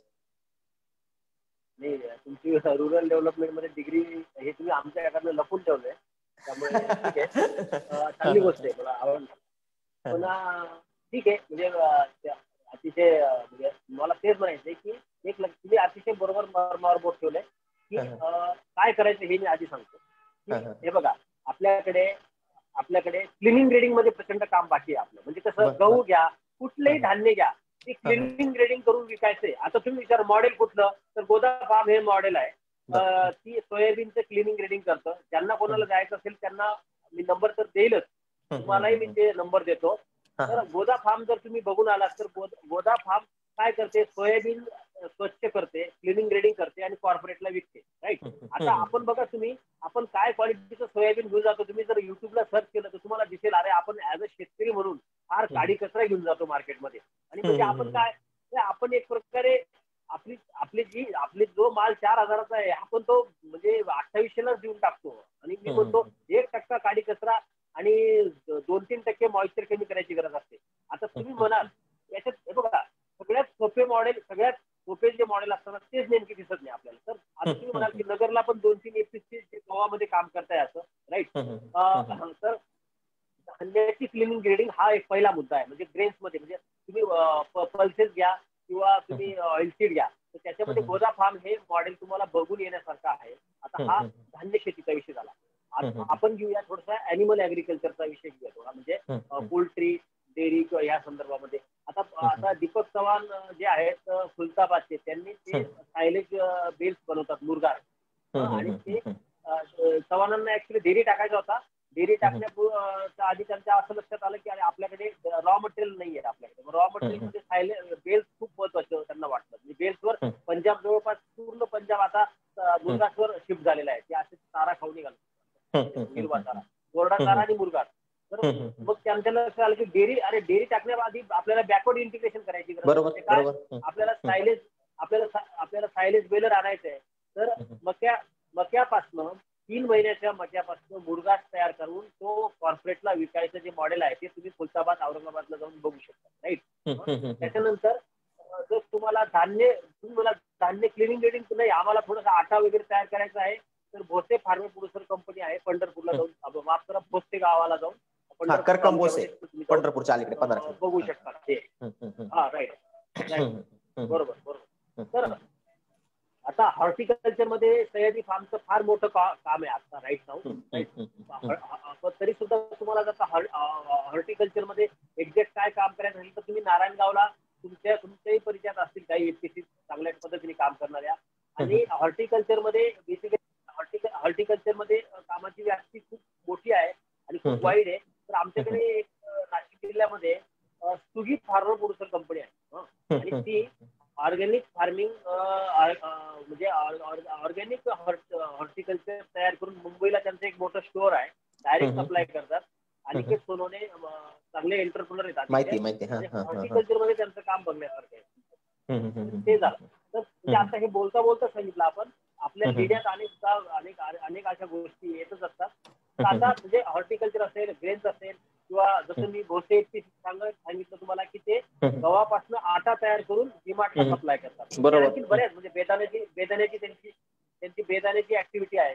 तर तुम्ही अगदी अॅग्रोवर किंवा कुठल्याही दैनिकाला जाऊन जर शेतकरी कंपनी असं जरी सर्च केलं तर तुम्हाला खूप चांगले रेफरन्सेस खूप मिळतील.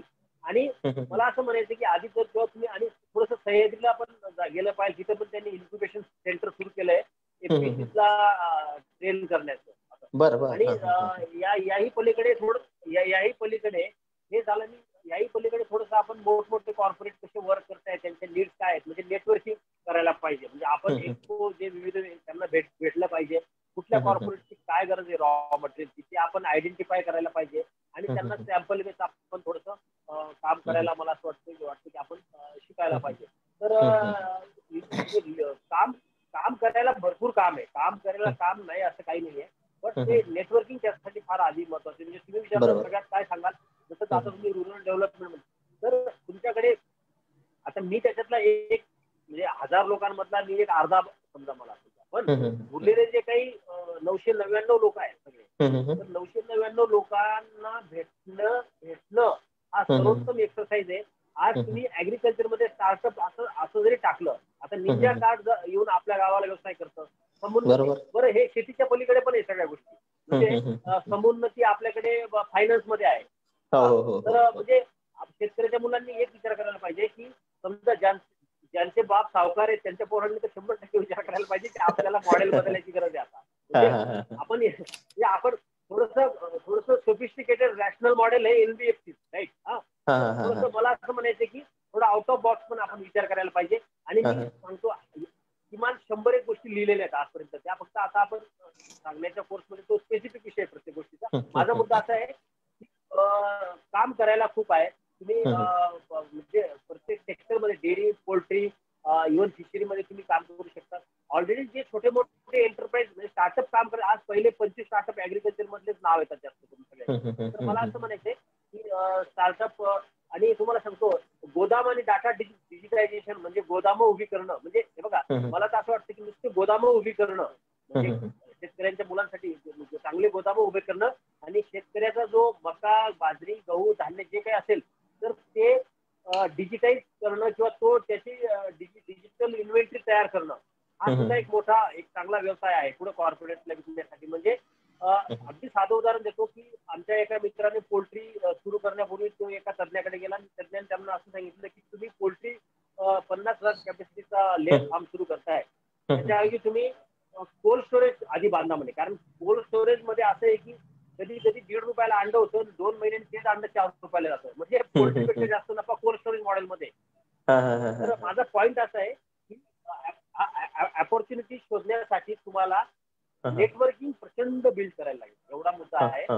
आणि तुमच्यासारख्या प्लॅटफॉर्मनी असे एक्सरसाइज घ्यायला पाहिजे. नाही ऍक्च्युअली माझा तर हा मोड आहे की द फार्म वेगवेगळ्या ह्याच्यामध्ये इनोव्हेशन आणते. मीडिया त्यातला एक पार्ट आहे आमचा. तर मी तुम्हाला सांगतो की माझी तर उलट इच्छा आहे की उलट ज्या फार्मर प्रोड्युसर कंपनी आहेत किंवा ज्या लोकल ज्या अपग्रेड होत आहेत किंवा जे आता आम्ही काय करतोय सर 2 टाईप मध्ये स्टोरीज करतोय आम्ही की एक तर जी लोक इंडिव्हिज्युअली काम करतायत ओके आणि जी लोक समूहाने काम करतात अशा 2 लोकांना आपण प्रमोट करायचं प्लॅन करतोय. जसं आता मी नवोद्योजकाच्या स्टोरीज काही लिहितो, तुम्ही कदाचित वाचनात पण आले असतील. मग आमच्या परिसरातले समीर डोंबे आहेत, कमल परदेशी आहेत, ह्यांच्या काही स्टोरीज मी पुढे आणल्या होत्या. तशाच काही स्टोरीज आम्ही आता फार्मर प्रोड्युसर कंपन्यांच्या पण येणाऱ्या काळात करू. तुमच्या माध्यमातून ती एंगेजमेंट पण होईल आणि त्या लोकांच्या स्टोरीज माझ्यासारख्या तरुण पोराच्या भाषेत आल्या पाहिजे की ते सामान्य पोरांना समजतील.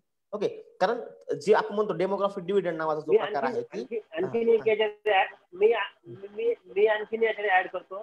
तुम्ही एसपीसीच्या स्टोरीज करा, पण मी तुम्हाला आणखीन एक नवीन सेगमेंट सांगतो. तुम्ही गोदरेज ॲग्रोवेट, कारगिल, वेंकीज, सुगुना, राईट, जे ऍग्री कॉर्पोरेट भारतात काम करतायत तुम्ही सर्च करा किती लिस्टेड कंपनीज आहेत आपल्याकडे ऍग्रिकल्चर मध्ये, राईट. तर त्या कॉर्पोरेटचे जे हेड असतात बऱ्यापैकी ऍग्रिकॉस्ट मंडळी त्याच्यात हेड आहे. आणि त्या लोकांकडनं जर तुम्ही ऐकाल तर त्यांच्याकडे खजिना आहे अक्षरशः अपॉर्च्युनिटीजचा. म्हणजे कोरोमंडल इंटरनॅशनल आहे. मी तुम्हाला नाही we plan for interviews also. मी त्यांच्याकडे इंटरव्ह्यू पण घेण्याचा प्लॅन करतोय येणाऱ्या काळामध्ये.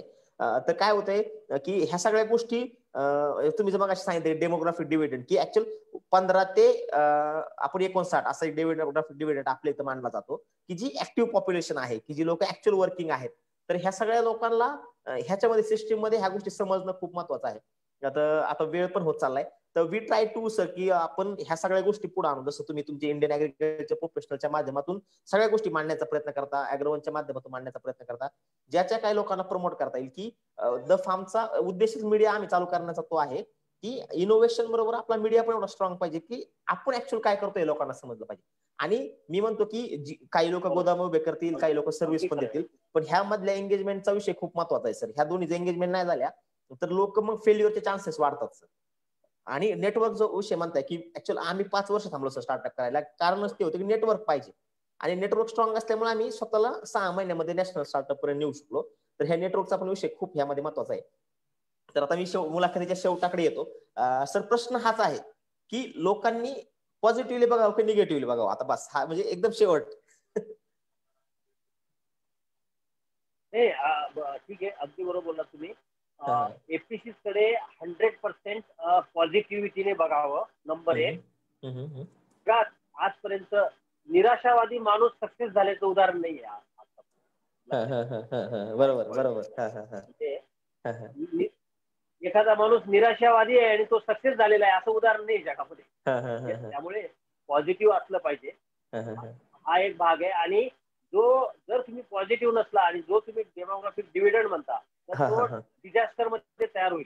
आणि आता नॉर्थ इंडियामध्ये तसा डिझास्टर तयार झालेला आहे आता ऑलरेडी, राईट. आणि जगभरातल्या संस्थांनी आधीच सांगितले की हा डेमोग्राफिक डिव्हिडंड, तुम्ही डिव्हिडंड म्हणता, पण जर तुम्ही याला हाताला नीट काम दिलं नाही आणि तुम्ही पॉझिटिव्हली गेला नाही, कन्स्ट्रक्टिव्ह कामं उभी केली नाही, तर डेमोग्राफिक डिव्हिडंड हा डेमोग्राफिक डिझास्टर मध्ये परिवर्तित होणार आहे. मग त्यामुळे डिझास्टरच्या वाटेने जायचं का डिझास्टरच्या वाटेने जायचं की डिव्हिडंडच्या वाटेने जायचं, हा चॉईस तुमचा आहे, सगळ्यांचा आहे.